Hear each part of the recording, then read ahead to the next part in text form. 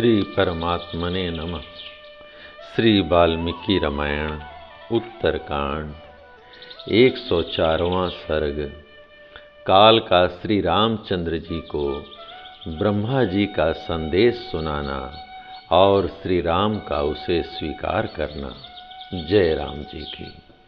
महाबली महान सत्वशाली महाराज पितामह भगवान ब्रह्मा ने जिस उद्देश्य से मुझे यहाँ भेजा है और जिसके लिए मैं यहाँ आया हूँ वह सब बताता हूँ, सुनिए। शत्रु नगरी पर विजय पाने वाले वीर, पूर्व अवस्था में यथार्थ हिरण गर्भ की उत्पत्ति के समय मैं माया द्वारा आपसे उत्पन्न हुआ था, इसलिए आपका पुत्र हूँ। मुझे सर्वसंहारकारी काल कहते हैं। लोकनाथ प्रभु भगवान पितामह ने कहा है कि सौम्य आपने लोकों की रक्षा के लिए जो प्रतिज्ञा की थी वह पूरी हो गई। पूर्व काल में समस्त लोकों को माया के द्वारा स्वयं ही अपने में लीन करके आपने महासमुद्र के जल में शयन किया था।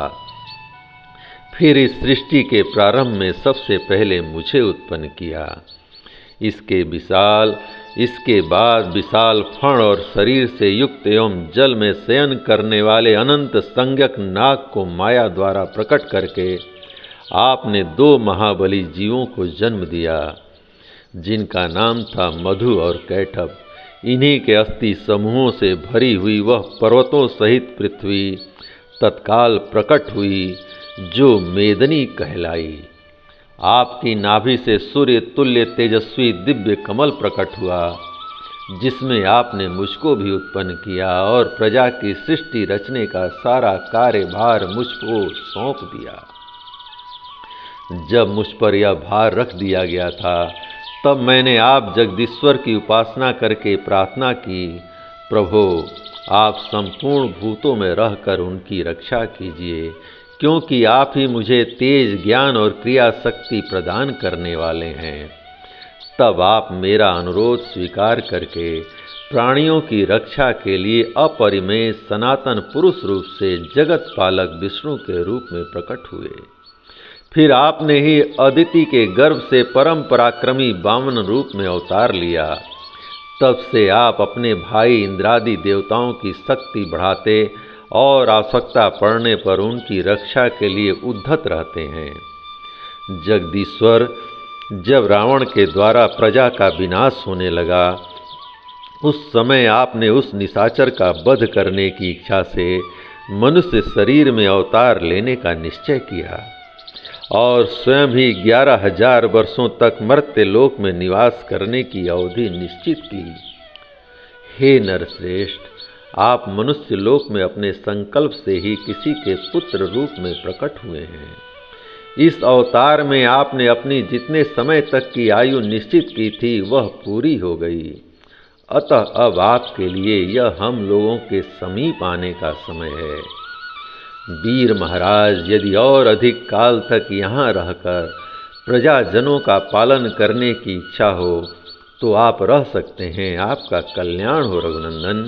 अथवा यदि परम धाम में पधारने का विचार हो तो अवश्य आवें। आप विष्णु देव के स्वधाम में प्रतिष्ठित होने पर संपूर्ण देवता सनाथ एवं निश्चिंत हो जाएं, ऐसा पितामह ने कहा है। काल के मुख से कहे गए पितामह ब्रह्मा के संदेश को सुनकर श्री रघुनाथ जी हंसते हुए उस सर्वसंहारी काल से बोले, काल, देवाधिदेव ब्रह्मा जी का यह परम अद्भुत वचन सुनने को मिला, इसलिए तुम्हारे आने से मुझे बड़ी प्रसन्नता हुई है।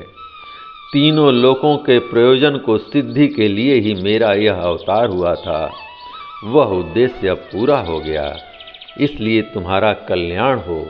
अब मैं जहाँ से आया था वहीं चलूँगा। काल, मैंने मन से तुम्हारा चिंतन किया था, उसी के अनुसार तुम यहाँ आए हो। अतः इस विषय को लेकर मेरे मन में कोई विचार नहीं है।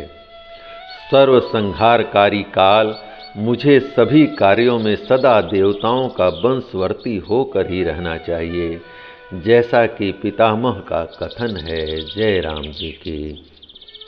इस प्रकार श्री वाल्मीकि निर्मित आर्ष रामायण आदि काव्य के उत्तरकांड का 104वां सर्ग प्रभु श्री राम की कृपा से पूर्ण हुआ। जय राम जी की।